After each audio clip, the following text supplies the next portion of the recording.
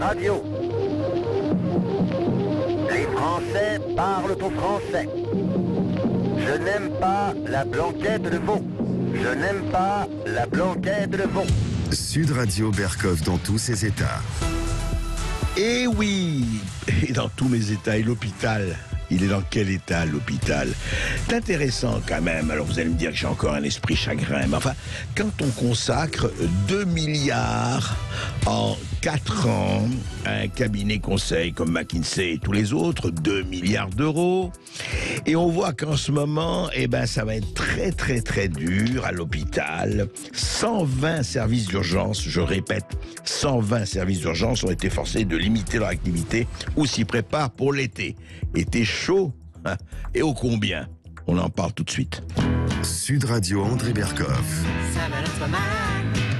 Berkov dans tous ses états, ça balance pas mal sur Sud Radio. Hier, il y avait le congrès urgence avec la nouvelle ministre de la Santé, Brigitte Bourguignon, qui a annoncé à la fois un été difficile et, comme vous le savez, puisque le président de la République l'avait annoncé, la mission Flash. J'adore les missions Flash, parce que Flash, ça dure en général une demi-seconde. Bon, là, j'espère que ça va durer un peu plus. Alors, elle a annoncé heures sup payées double, élèves infirmiers immédiatement employables, etc., etc. On va attaquer. Très bien. Alors, Thierry Amouroux, bonjour. Bonjour. Bonjour Thierry Amouroux, vous êtes porte-parole du syndicat national des professionnels infirmiers et vous avez entendu effectivement Brigitte Bourguignon donc hier dire voilà on va tout faire, on a donné des instructions à l'ARS, les élèves infirmiers et aides-soignants ayant achevé leur formation initiale en juin et juillet vont exercer immédiatement, proposition de la mission Braun, etc., etc., etc. Qu'en pensez-vous ?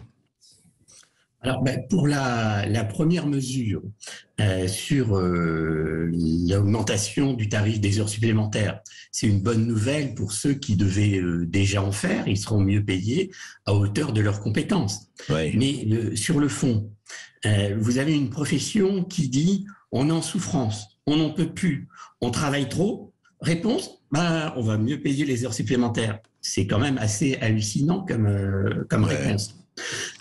Deuxièmement, sur l'histoire des étudiants en soins infirmiers, alors là, elle est carrément hors sol, Madame la Ministre, elle n'a pas bien lu ses fiches. Elle a l'impression que entre le jury de validation de mi-juillet et puis l'arrivée des diplômes papier en septembre, les étudiants en soins infirmiers nouvellement diplômés, ils glandent. Non, dès le lendemain du jury, ils ont une attestation provisoire qui leur permet de travailler à l'hôpital, et ça depuis la nuit des temps. Donc, Madame Bourguignon a redécouvert l'eau chaude. Oui. Et puis, troisième mesure, c'est par rapport au mais pardon Thierry Amouroux, mais au moins ils vont pouvoir travailler tout de suite. Enfin, c'est déjà... Mais c'est déjà le cas depuis la nuit des temps. C'est déjà le cas, oui, je comprends, d'accord. Depuis la nuit des temps, dès le jury... Ils ont une attestation provisoire délivrée par l'Institut de formation et ils travaillent. Qui leur permet de travailler, et c'est ce qu'ils font depuis la nuit des temps. D'accord. Donc elle redécouvre, c'est bien. Voilà, c'est Christophe Colomb qui découvre l'Amérique, c'est bien. Tout à fait. Troisième mesure, mesure, c'est sur le cumul emploi-retraite. Alors là, c'était vraiment un problème par rapport aux infirmières retraitées qui ont voulu aller en renfort Covid pendant les pics. Effectivement, elles ont pu y aller, elles ont pu avoir une indemnité, mais après, la caisse de retraite leur a dit vous gagnez trop, vous allez rembourser. Ça a un côté positif de ne plus sanctionner financièrement les infirmières retraitées qui viennent en renfort. D'accord. Le côté interpellant, ça veut dire que les infirmières retraitées, elles n'arrivent pas à boucler leur fin de mois et qu'elles sont obligées de revenir travailler après leur retraite. Oui, ça c'est encore un côté. Et juste pour avoir une idée pour nous, pour les auditeurs, combien touche une infirmière retraitée, disons, c'est quel supplément elle touche justement quand elle va travailler? Vous avez une idée, enfin, de l'ordre de grandeur?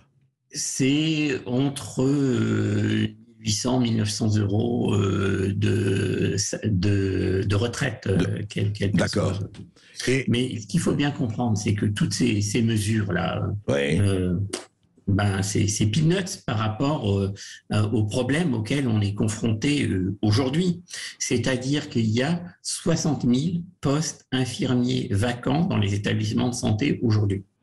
60 000 postes vacants. 60 000 postes. Ce qui oblige à fermer des lits faute de personnel. Par exemple, dans les hôpitaux de Paris, 15% des lits sont fermés depuis un an. Ce qui veut dire un retard de prise en charge, un retard de diagnostic pour tous les patients chroniques, y compris en cancérologie.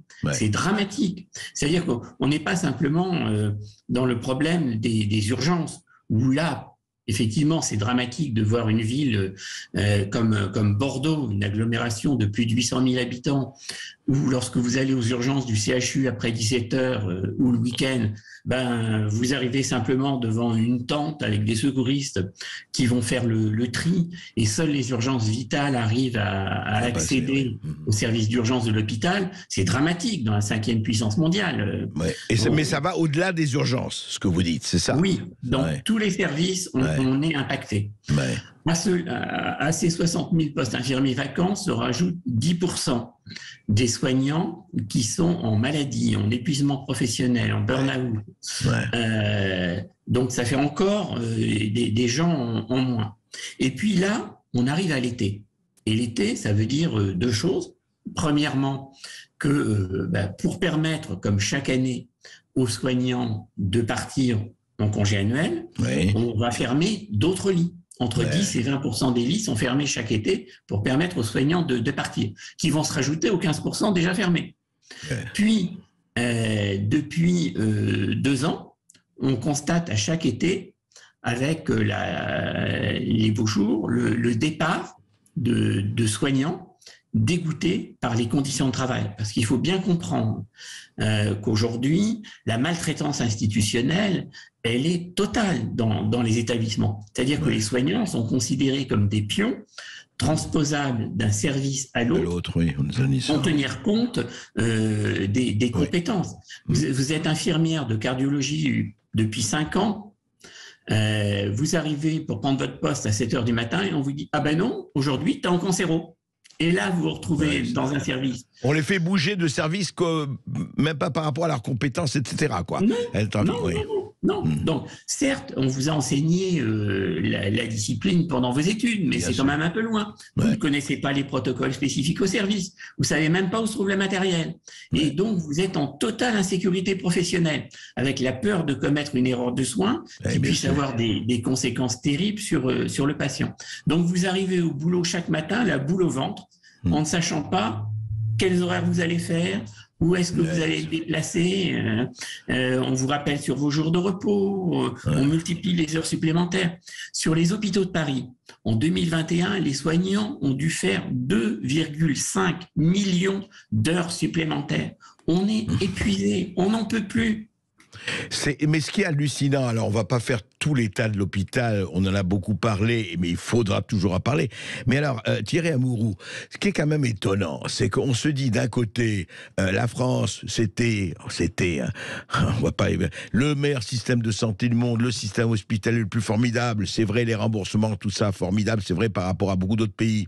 Mais cette dégradation en quelques années comme ça, on découvre avec le Covid, mais c'était bien avant le Covid, cette espèce de, je ne sais pas, d'effondrement, de termitière, on est étonné de l'extérieur, on est tous des patients en puissance ou en potentiel, mais on est étonné, quoi. On comprend pas. Ça fait 20 ans qu'ils nous coupent les vivres. Chaque année, ils nous retirent de l'argent. En 20 ans, ils ont fermé la moitié des maternités.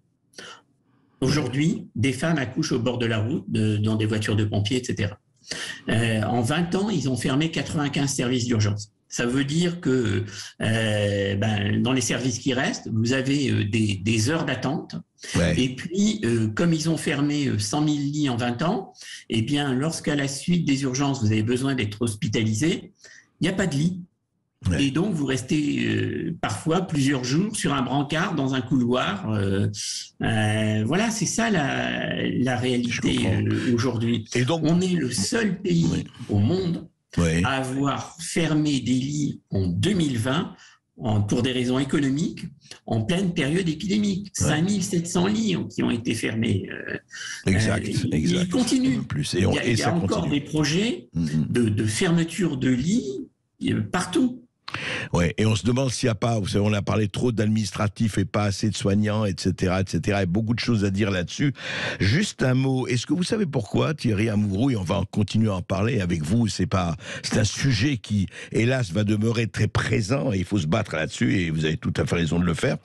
Pourquoi, est-ce que vous savez juste pourquoi Brigitte Bourguignon a quitté la salle hier à la suite de l'intervention d'un soignant sur l'état critique des urgences et de l'hôpital public? Je ne sais pas si vous le savez, mais on en a parlé, mais sans donner les raisons. Mais parce que elle est complètement hors sol. Je vous rappelle que c'était la ministre des EHPAD. Vous avez vu la situation des EHPAD. Ouais. Donc là, on voit bien avec ces 3 propositions qu'elle est en complet décalage avec la réalité. Le bateau coule. Elle nous fournit un verre d'eau pour écoper. Elle est complètement hors sol, Madame Bourguignon. Et c'est ça qui est terrible. Vous comprenez que même l'histoire de la mission Flash, alors qu'il y a eu ces dernières années 40 rapports sur l'hôpital, les urgences, etc., on connaît l'état de la situation. On n'a pas besoin d'une nouvelle mission Flash, absolument. Enfin, on a les réponses. Il n'y a pas besoin de faire une nouvelle mission. C'est juste gagner du temps pour enjamber les législatives.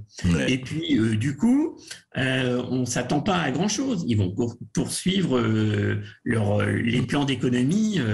Il est prévu qu'en 2023, l'hôpital ait encore que moitié moins de ses besoins de financement.